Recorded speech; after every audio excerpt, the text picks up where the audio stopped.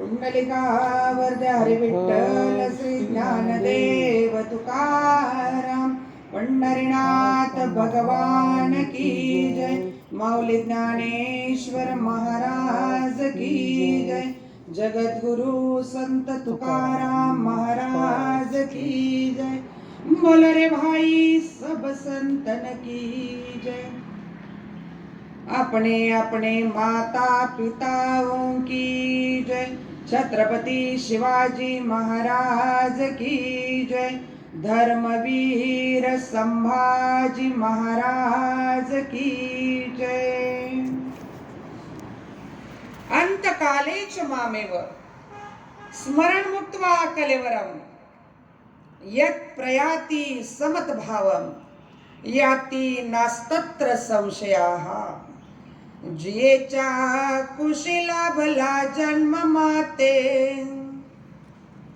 जिने पाजिले आपुल्या या स्तनाते जपुनी जिने देह वाढविला नमस्कार माझा त्या माऊलीला विसरू कशी मी त्या माऊलीला। शुक्रे जयाचा मम जन्म झाला वेचितसे अनुपादनाला लोके प्रतिष्ठा मज वाढण्याला नमस्कार माझा त्या पित्याला विसरू कशी मी त्या पित्याला। अलंकापुरी रम्य सिंहासनस्थं पदं भोजतेजं स्फुदरिक् प्रदेशं विधेन्द्राय देवा सदा स्तूयमानं समाधिस्थमूर्ति भजे ज्ञानदेवम्। नमो विठ्ठला राजया पांडुरंगा नमो रुक्मिणी माऊली ज्ञानगंगा नमो पुंडलिका नमो चंद्रभागा नमस्कार माझा रुक्मिणी पांडुरंगा।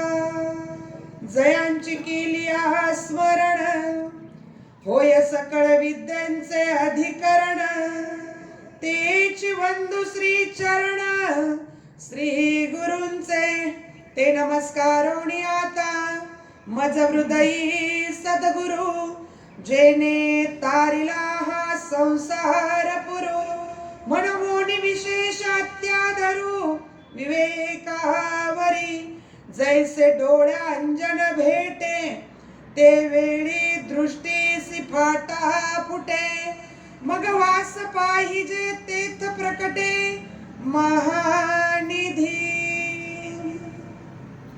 सत्कर्माच्या दिव्य फुलांनी देव पूजिला ज्यांनी अनंत त्यांची जीवन यात्रा कधी नसरे मरणांनी गेले दिगंबर ईश्वर विभूती राहिल्या त्या कीर्ती जगा माझी वैराग्याच्या गोष्टी ऐकल्या त्या कानी आता ऐसे कोणी होणे नाही।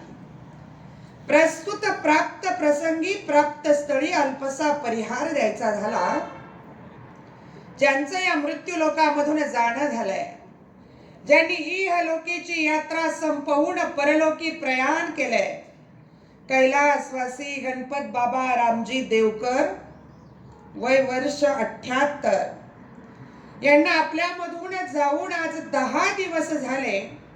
हिंदू धर्मशास्त्रामध्ये ज्याला अतिशय महत्वाचा आणि अंतिम संस्कार मानला जातो त्याला पिंडदान विधी असं म्हणतात।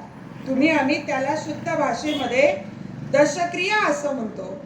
या दशक्रियेच्या निमित्तानं देवकर परिवारातील आलेले अपतेष्ट गणगोत्र सगळे सोयरे आमच्या गणपत बाबांना अखेरची आदरांजली वाहण्यासाठी या पवित्र गंगामाईच्या तीरावरती दुःखित अंतःकरणाने उपस्थित झालेले आहेत।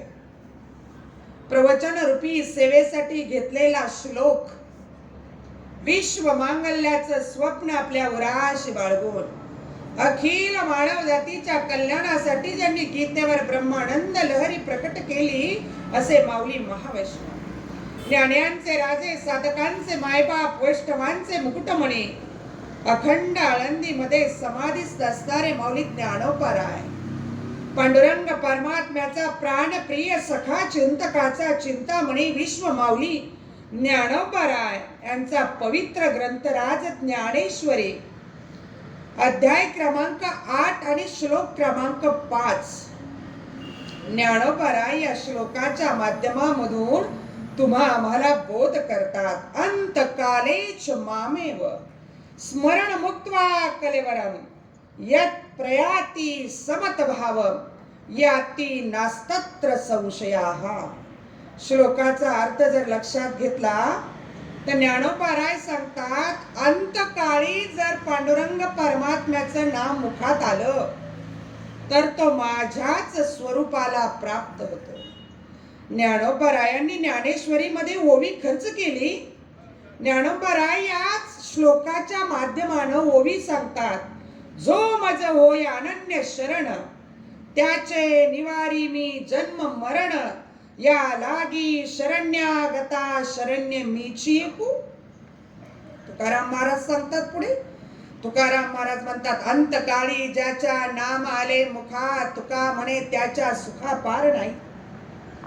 अनेक साधू संतांनी प्रमाण तुम्हा आम्हाला सांगितली आणि तुम्हालाही माहित आहे की जन्माला आलेला जीव एक ना एक दिवस जाणारे. आई ऐका, थंडीमुळे कान बांधलीत तुम्ही चांगली, पण ज्या ठिकाणी आपण बसतो ना त्याला खऱ्या अर्थानं स्मशान भूमी असं म्हणतात.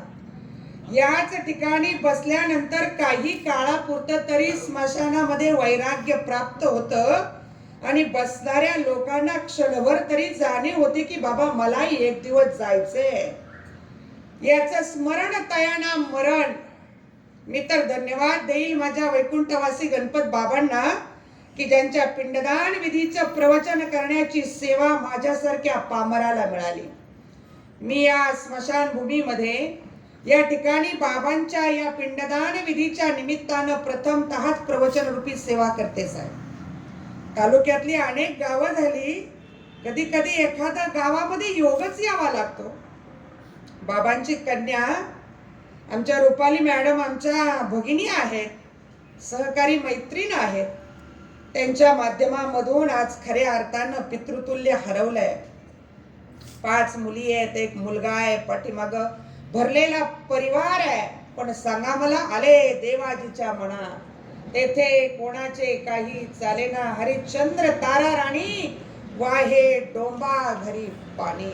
बाबा, या प्रवचनाच्या माध्यमामधून नारदाच्या गादीवरून हात जोडून विनवणी करते. प्रवचन पिंडदान विधीचं असू द्या, प्रवचन 5.5 महिन्याचं असू द्या, प्रवचन पुण्य स्मरणाचं असू द्या, प्रवचन रूपी सेवा साहेब गेलेल्या लोकांसाठी नाही, प्रवचन रूपी सेवा समोर बसलेल्या लोकांसाठी. बाबा, ज्यांच्या पिंडदान विधीच्या निमित्तानं आम्ही इथं आलोय, आमचाही अंतिम मुक्काम इथेच आहे. आम्हालाही एक ना एक दिवस इथंच यायचंय. आमच्यासाठी कुणीतरी 4 लोक इथंच येणार आहे. सांगा मला, किती पैसा असल्यानंतर तुम्ही मरणावर विजय मिळवणार आहे? अरे माझ्या ज्ञानोबारायांनी सांगितलं, बाबा किती कमवा कोट्यान कोटी सगळे नव्हे रे कास्याची लंगोटी. काय नेणार आहे आपण? आपल्या बरोबर काहीच येत नाही. येतानाही आपण रिकामा आलो, जातानाही आपण रिकामच जाणार आहोत. आपण जेव्हा जन्माला आलो ना आई, त्यावेळेला आपल्याला फक्त श्वास होता, आपल्याला आपले नाव सुद्धा नव्हतं स्वतःच. ज्ञानोबाराय सांगतात, उपजलिया बालकासी नाव नये तयापासी. त्याची आम्ही 5वी केली, त्याचं बारसं केलं, त्याला एक नाव दिलं. कबीरदास महाराज फार गोड सांगतात. कबीरदास महाराज म्हणतात, जब तुम पैदा हुए थे तुम रो रहे थे दुनिया हंस रही थी. अरे राजा, तू या विश्वात जन्माला आलास ना, तू रडत रडत जन्माला आला, पण तुझ्या रडण्यानं समाजाला आनंद झाला. अरे मुलगा झाला, पेढे वाटले, मुलगी झाली, बर्फी वाटली, आम्हाला आनंद झाला. माझ्या माता भगिनींना चांगलं माहिती आहे, आई अपत्य जन्माला येताना ते रडत रडत जन्माला येतं. ते जर रडलं नाही तर डॉक्टर रडवतात आणि नाहीच रडलं तर ते बालक ॲबनॉर्मल आहे की काय असा निष्कर्ष काढला जातो. जन्माला आलेलं बाळ रडतच, पण त्याच्या रडण्यानं तुम्हा आम्हाला आनंद आहे. कबीरदास महाराज पुढे जाऊन म्हणतात, लेकिन ऐसी करणी कर चले बंदे, जब तुम इस दुनिया से जाओगे तुम हसोगे और दुनिया रोएगी. बाबा असं कर्म करून जा. अरे तू या विश्वातून गेल्यानंतर भावकीला दुःख होईल यात नवल काय. तू या जगाचा निरोप घेतल्यानंतर तालुका हलहाल करेल यात नवल काय. गावकीला दुःख होईल यात नवल काय. अरे तू गेल्यानंतर तुझ्या 7 पिढ्यांच्या वैऱ्याच्या डोळ्यात पाणी यावं, त्याला म्हणायचं उत्तमची उरे कीर्ती मागे. तो का म्हणे एका मरणेची सरे आणि उत्तमची उरे कीर्ती मागे. मी तर म्हणेल माझे गणपत बाबा जिंकून गेले बाबा. 78 वर्षाचं आयुष्य मिळालं म्हणजे जिंकूनच गेले बाबा. कलियुगामधील आयुष्य मर्यादा किती सांगितली संतांनी. संत त्याचं उत्तर देताना आपल्याला म्हणतात, अल्पायुष्य मानव देह शत गणिले ते अर्धरात्र काय, मध्ये बालत्व पीडा रोग क्षय, काय भजनासी उरले ते पाहिजे. 100 वर्षाचं आयुष्य बाबा कलियुगात मिळालं. त्याच्यात आमचे बाबा 78-79 वर्ष जगले. मी तर म्हणेल जिंकून गेले बाबा. या जुन्या लोकांनी कष्टाचं जीवन पाहिलंय बाबा. खायला काही पोटभर अन्न मिळालं नाही कधी, पण जे खाल्लं त्याच्यात पोट भरण्याचं समाधान मानलं. पूर्वीची जुनी लोक पहा, कंदमुळं भाज्या कच्च्या भाज्या खाऊन कडधान्य खाऊन खाऊन जीवन जगले, पण 100 वर्षाचं आयुष्य मिळत होतं. आता काजू बदाम खातात तरी 40च्या पुढे ढकलत नाही बाबा. आमचा आहार चुकला. संतांनी आम्हाला आहाराची मर्यादा दिली. युक्त आहार विहार नेम इंद्रियासी सार सांगितलं आम्हाला. कधी काय खावं हे आम्हाला कळालं नाही. मनुष्य जन्माला येणं हेच मोठं भाग्य आहे. तुम्हाला आम्हाला मनुष्य जन्म इतका सहजासहजी मिळत नाही. सांगितलं नामदेव महाराज म्हणतात, एक एक योनी कोटी कोटी फेरा, तेव्हा कुठे या मनुष्य देहाचा वारा लागतो. इतकं सोपं आहे. मग जर तुम्ही आम्ही या मृत्यू लोकात जन्माला आलोय ना, ज्याचं नाव मृत्यू लोक आहे, तिथं अमर कोण होणार. याच्या खाली 7 लोक आहेत, याच्या वरती 7 लोक आहेत. अतळ वितळ रसातळ तळातळ महातळ ही 7 लोक खाली आहेत. वरती 7 लोक सांगितली, भुवरलोक तपरलोक सत्यलोक. याच्यामध्ये आपण जिथं राहतो त्याला मृत्यू लोक म्हणतात. म्हणजे मृत्यू लोकामध्ये तुम्ही आम्ही आलो आई, तिथं आम्ही कसं अमर होणार. स्वर्गीचे अमर इच्छिताती देवा मृत्यू लोकी व्हावा जन्माम. स्वर्गातल्या देवांना सुद्धा वाटतं या मृत्यू लोकामध्ये आमचा जन्म व्हावा बाबा. या मृत्यू लोकात आलोत ना, निश्चित अर्थाने ज्याची उत्पत्ती झाली त्याचा विनाश एक दिवस ठरलेला आहे. ज्याची 5वी झाली त्याचा 10वा ठरलेला आहे. ज्याचं 12स झालंय त्याचा 13वा ठरलेला आहे. आणि जो खाटेवर आलाय तो एक ना एक दिवस ताटीवर जाणार हे निश्चित आहे. ज्ञानोबरायांनी सांगितलं, उपजे ते नासे नाशिले ते पुनरपी दिसे, हे घटिका यंत्र जैसे परिभ्रमेगा. उगवतीला आलेला सूर्य मावळतीला जाणार आहे. वाहणारी नदी सागराला जाऊन मिळणार आहे. तसा हा देह एक दिवस मातीलाच जाऊन मिळणार आहे. हे आपलं आई, हे आपलं नाही. संतांनी सांगावं, देह हे काळाचे धन कुबेराचे, येथे मनुष्याचे काय आहे. काय आपलं इथं. आपण येतानाही काही घेऊन आलो नाही, आपल्याला जातानाही काही घेऊन जायचं नाही. सांगितलं, येताना घेऊन आलास काय, जाताना घेऊन जाणार काय. नको अभिमान धरू भल्या मानसा, नको नको पाप करू भल्या मानसा. सांगितलं ना बाबा आम्हाला. आम्ही येतानाही रिकामा आलो, जातानाही आम्ही रिकामा जाणार आहे. पण आहे तोपर्यंत माझं माझं करण्यात आयुष्य गेलं. माझे तुकाराम महाराज म्हणतात, आलासी कोठोनिया जा शिकवण्या रठाया, घरदार तुझे नाही, अवघी लटकीच माया. सावधा होय बापा, काळ लागला मापा, प्रपंची गुंतू नको, पाय बुडत से पापा. आम्हाला सांगितलं बाबा, अरे घर तुझं नाही, दार तुझं नाही, सगळं आपल्याला इथंच ठेवून जायचंय, पण आहे तोपर्यंत माझं माझं करण्यात आयुष्य चाललं. लोक अशी छातीवर हात ठेवून सांगतात, घर माझं, बंगला माझा, शेती माझी. अरे ज्या भगवंताना हा सुंदर नरदेह तुम्हा आम्हाला दान केलाय बाबा, देवे दिला देह भजना गोमटा, तोची झाला फाटा बाधिकेचा. बरं फक्त नरदेहच दिलाय का? सांगितलं माझ्या संतांनी, दिली इंद्रिय हात पाय कान, डोळे मुख बोलाया वचन. बाबा हा सुंदर नरदेह भगवंतानं दान दिलाय, दान. आजचा जो पिंडदान विधी चाललाय ना, ही एक नैमित्तिक सेवा आहे. नैमित्तिकचा अर्थ काय होतो? ज्याला काहीतरी निमित्त लागतं. निमित्त कायला झालेलं आहे? या मृत्यू लोकामधून गणपत बाबांचं जाणं झालं, हे निमित्त आहे. या नैमित्तिक कर्माचे सुद्धा शास्त्रानं 3 प्रकार सांगितले साहेब. पहिला आहे जयंती, दुसरा आहे पुण्यतिथी आणि तिसरा आहे पिंडदान विधी. जयंती कुणाची होते, पुण्यतिथी कुणाची होते आणि पिंडदान कुणाचं होतं, एका वाक्यात सांगून पुढे चलते. लक्ष द्या.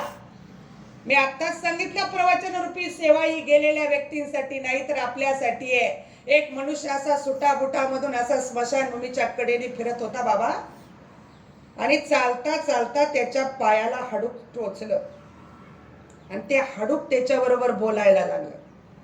ते हाडूक म्हणतंय, एक दिन निकला सैर करने, मन में कहीं अरमान थे, एक तरफ हरियाली थी तो एक तरफ स्मशान थे, पैर के तले हड्डी चुभी हड्डी के ये बयान थे, चलने वाले संभल कर चल, हम भी तो कई इंसान थे.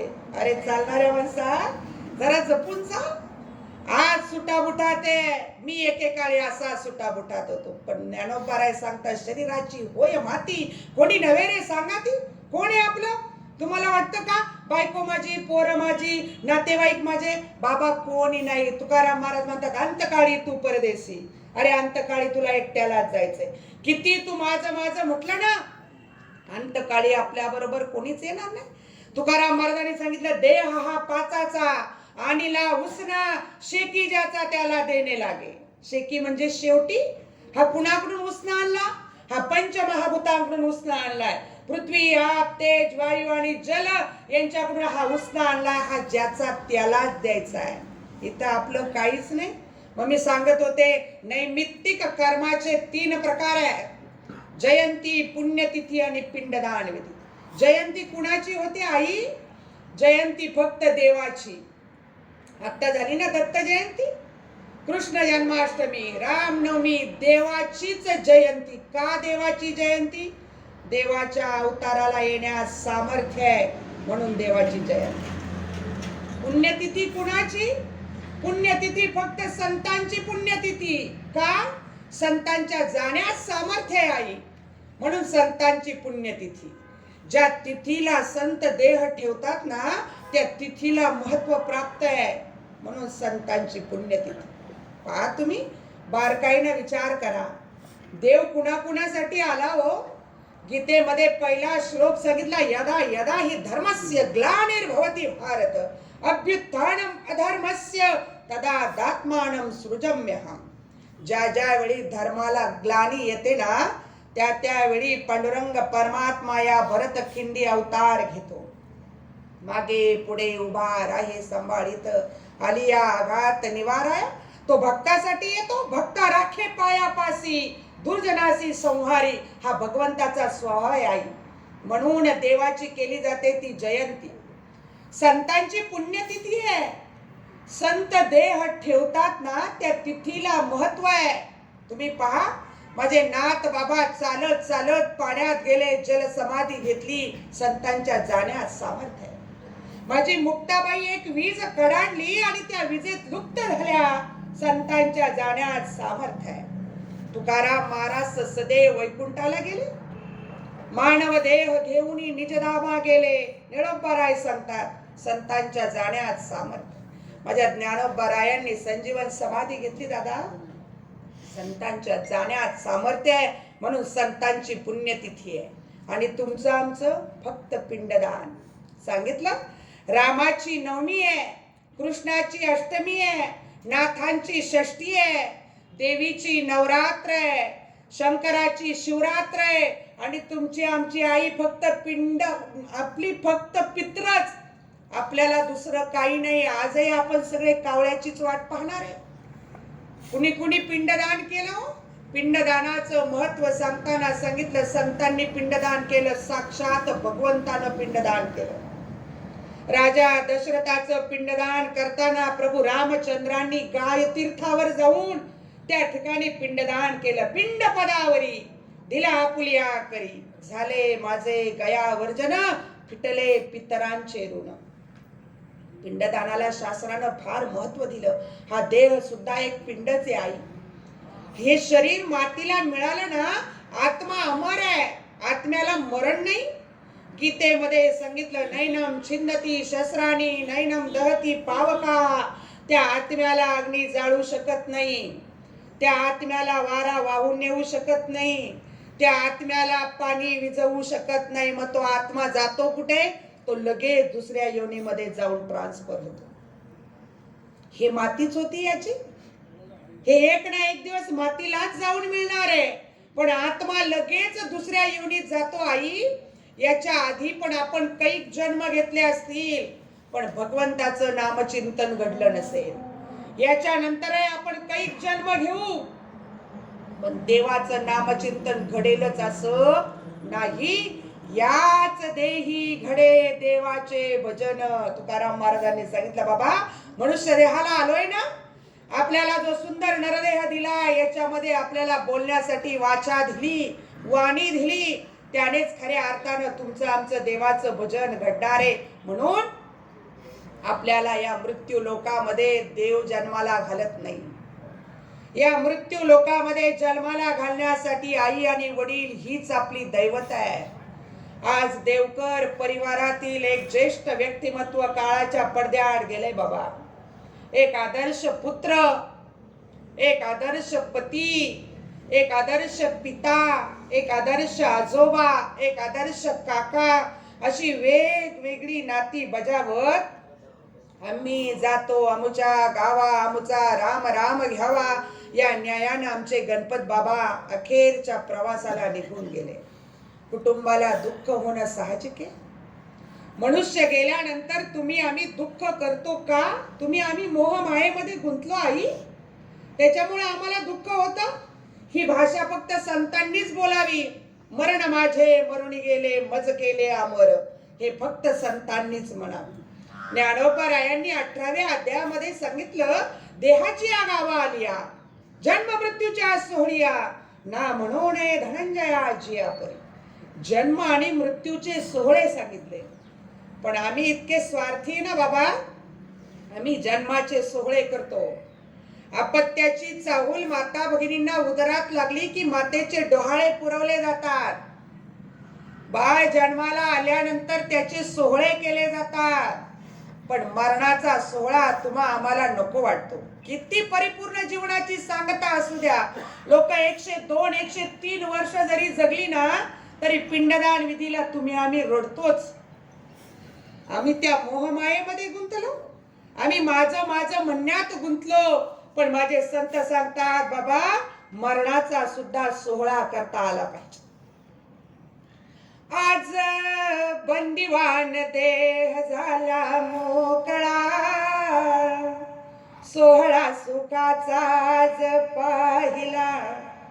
भाऊ बंधांनी माझी केली छळवणूक, केली छळवणूक माझी, काढली मिरवणूक.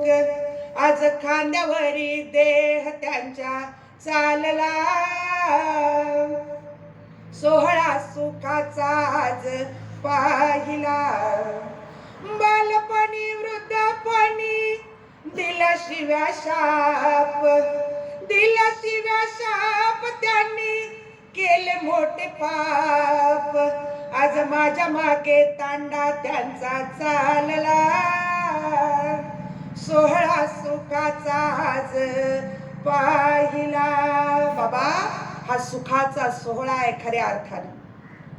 पण आम्हाला वाटतं बाबा, आमच्या कुटुंबातले आमचे वडील गेले, आमच्या कुटुंबातले आजोबा गेले, आमच्या कुटुंबातले काका गेले. ही वेगवेगळी नाती आयुष्यभर आपण जपत आलो ना, त्याचं दुःख होणं साहजिक आहे. आज लेकरांचा बाप हरवलाय. कुटुंबातले आई आणि वडील ही सगळ्यात महत्वाची दैवत सांगितली. म्हणजे ज्ञानोबा म्हणतात, बाबा जगातली सगळी तीर्थ फिरा, ते तीर्थ फिरल्यानंतर जितकं पुण्य तुम्हाला मिळणार नाही ना, ते पुण्य आई वडिलांच्या सेवेत आहे. सकळ तीर्थांची आहे धुरे, जिये का माता पितरे, तया सेवेसी कीर शरीरे लोण कीजे. तुकाराम महाराज तर त्याच्या पुढे जाऊन सांगतात. तुकाराम महाराज म्हणतात, ज्याच्या घरात आई बापे त्याने तीर्थाला जाऊ नका. माता पिता केवळ काशी, तेने न जावे तीर्थासी. माझ्या गणपत बाबांचं आयुष्य बघा. अरे, ज्या धर्मपत्नीनं खऱ्या अर्थानं आयुष्यभर साथ दिली, माहेरचा उंबरटा सोडला आणि देवकर परिवारामध्ये लक्ष्मीच्या पावलानं ही माऊली आली बाबा. दुःखाचा संसार सुखाचा केला. तो काळ जर पाहिला ना, त्या काळी इतकी साधनं नव्हती. काही काळ मला वाटतं गणपत बाबांनी मुंबई यासारख्या ठिकाणी नोकरी केली, पण तिथं काही मन रमलं नाही. आणि मग आपल्या मायभूमी येऊन, नमो कर्मभूमी जिथे जन्मलो मी, नमो मातृभूमी जिथे वाढलो मी. मी वंदन करतो त्या मातृभूमीला, मी वंदन करतो त्या माता पित्यांना, ज्यांनी ज्यांनी जन्माला घातलं या माझ्यासारख्या मध्यवंताला. म्हणून या काळ्या आईची सेवा करण्याचा निर्धार घेतला. काळ्या आईला हिरवा शालू पांघरला आणि खऱ्या अर्थानं त्या कुटुंबामध्ये एक आधार बनवला. बाबा, बाप हा घराचा पाया आहे. बापाची जागा कोणीच घेऊ शकत नाही. सांगू तुम्हाला, आधी 2 मिनिटात सेवा संपवते. ऐका, आम्हाला माहिती आहे का कष्ट झाला आहे. मी आताच सांगितलं तुम्हाला, का कष्ट झाला की प्रवचनकारानं कितीही ज्ञानाच्या गोष्टी सांगितल्या ना बाबा, कोणाचंच लक्ष लागत नाही त्याकडे. म्हणून तर सांगितलं, पिंडदानाला महत्व आहे. हा भगवंतानं घालून दिलेला विधी आहे. हा बाप घराचा पाया आहे. अरे, त्या बापाची स्वतःची आई गेली तरी त्याला रडता येत नाही का? कुटुंबातील भावंडांना सांभाळायचं. अरे, स्वतःची पत्नी कधी गेली तरी रडता येत नाही, पाठीमागं लेकरांना सांभाळायचंय. असा दयावान जो असतो तो बाप आहे. आज 5 मुली आपापल्या घरी सुखानं संसार करतात. लक्ष्मीच्या रूपानं घरात सुनबाई आली, नातवंड आहे, पतवंड आहे, भरलेलं घर आहे. पाहिजे तेवढा पैसा खर्च केला असता, पण ज्ञानोबा म्हणतात, जे का लल्लाटीचे लिहिले न मोडेगा काही केले. काही केलं तरी आपण त्या मरणावर विजय मिळू शकत नाही. देवादिकांना मिळवता आला नाही, आपण मिळवणार आहे? सांगा मला. सांगितलं माझ्या संतांनी, पाहतो उंदीर घेऊन जाये बोका, तैसे काळ लोका नेता असे. घडी घडी काळ वाट याची पाहे, अजून किती आहे अवका. अरे, क्षण भंगूर नाही भरवसा, अरे सावध तोडा माया आशा. संतांनी आम्हाला जाग केला आई, पण आम्ही मानलं नाही. ते ग्रंथांचे विचार आम्ही कधी वाचले नाही, संतांचे विचार आम्ही कधी वाचले नाही. जाता जाता इतकंच म्हणेल बाबा, संपवायचं का? चालू देऊ? हा, ठीक आहे, तुमच्या याच्यावरती मी पहिल्यांदा या पिंडदान विधीच्या निमित्ताने इतकं सांगेल, या देवकर परिवारामधील एक आदर्श व्यक्तिमत्व हरवलंय. क्षणाक्षणाला मुलींना वडिलांची आठवण येईल बाबा. ज्या बापानं आमच्या लग्नासाठी कधी काळी काळजाच्या तुकड्याचं चांगलं व्हावं म्हणून जमिनीचा तुकडा गहाण ठेवला असेल, ज्या दिवशी आपली मुलगी खऱ्या अर्थानं लग्नाला होकार देते ना, त्या दिवसापासून आई बापाच्या जेवणाच्या ताटाचं बारकाईनं निरीक्षण करा.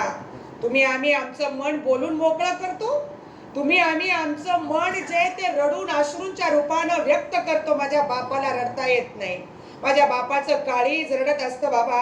अरे, ज्या लेकीला तळहाताच्या फोडासारखी वाढवावी, ज्या लेकीला खऱ्या अर्थानं अशी दान करायची वेळ येते ना, तो बाप म्हणतो, अगर रत्न सारखी जतन केली, चिमणी माझी उडून गेली, चिमणी माझी उडून गेली. आई रडते डोळे पुसती पदरानं, आई रडते डोळे पुसती पदरानं. माझी हरीण चालली बाई कळप सोडून, बाप रडतो खांबाला धरून. माझं हृदय चाललं बाई मला सोडून, भाऊ रडतो गळ्यात पडून. माझी बाहुली चालली बाई मला सोडून. मला कळतंय हे गीत आहे ताई, ऐका ना. तो कवी शेवटी किती गोड म्हणतोय, अरे ज्याची होती त्यानंच नेली, आम्ही लावलेली माया बाई वायाला गेली, आम्ही लावलेली माया बाई वायाला गेली. सांगा ना मला, ज्याची तो घेऊन जातो, पण आहे तोपर्यंत नारदाच्या गादीवरून सांगेल, बाबा मुलं तुम्हाला आहेत, मुलं आम्हाला आहेत, मुली तुम्हाला आहेत, मुली आम्हाला आहेत. आईचं प्रेम कितीही मुलीवर असू द्या, पण मुलीचं प्रेम बापावरच आहे. मुलगी ही खऱ्या अर्थानं बापासाठी काळीज आहे. अरे आयुष्यभर ताट मानेनं बाप जगतो बाबा, गरीब आहे, लोकांच्या बांधावर दारे धरतोय, फाटकी कपडे घालतोय, मर मर कष्ट करतोय. लग्नाच्या दिवशी दिवसभर फेटा घालून इतक्या तोरात ताठात राहणारा माझा बाप, एकदा का मुलीचं कन्यादान झालं ना बाबा, की त्याच्या डोळ्याला अश्रूच्या धारा लागतात. कधी कुणापुढं न झुकणारा बाप जावयाच्या पुढं असा हात जोडतो, म्हणतो, जावई बापू मुलीला माझ्या कधीच दुखवू नका, मुलगी म्हणजे काळीज आहे माझे, काळजाला दुखवू नका. बाबा मुलगी म्हणजे बापाचं काळीज आहे. म्हणून आज या कुटुंबातील या 5 मुली आणि 1 मुलगा क्षणाक्षणाला बापाची आठवण येत राहील बाबा. खऱ्या अर्थानं अरे बाप तुमचा रडला, बाप आमचा रडला, पण देवाधिकांनी सुद्धा रडावं. जनकासारखा बाप रडलाय विदेही जानकीसाठी, कण्वासारखा मुनी रडलाय शकुंतलेसाठी, छत्रपती शिवाजी महाराज रडले सखुबाईसाठी, आणि प्रजापती दक्ष नावाचा बाप राक्षस आहे बाबा. राक्षस कुळात जन्माला आलाय, 16 मुली आहे, पण सती नावाच्या मुलीनं भगवान शिवजीशी लग्न केलं म्हणून बाप नाराज आहे. पण मुलगी घराच्या बाहेर रडते, बाप दार लावून घरात रडतो, त्या दैवताचं नाव बाप आहे. बाप डोळ्यातल्या अश्रूंनी रडत नाही दादा, बापाचं काळीज रडत असतं क्षणाक्षणाला. त्या बापाला अखेरची आदरांजली देताना इतकंच म्हणेल, सोडून या गेले बाबा मायले कराना, बाबा बाबा बाबा म्हणू मी कुणाला, बाबा आमच्यासाठी कष्ट केले फार, सोडून या गेले बाबा सारा परिवार. लेकी सुना रडती सांदी कोपऱ्याला, आठवण येते बाबा प्रत्येक घडीला.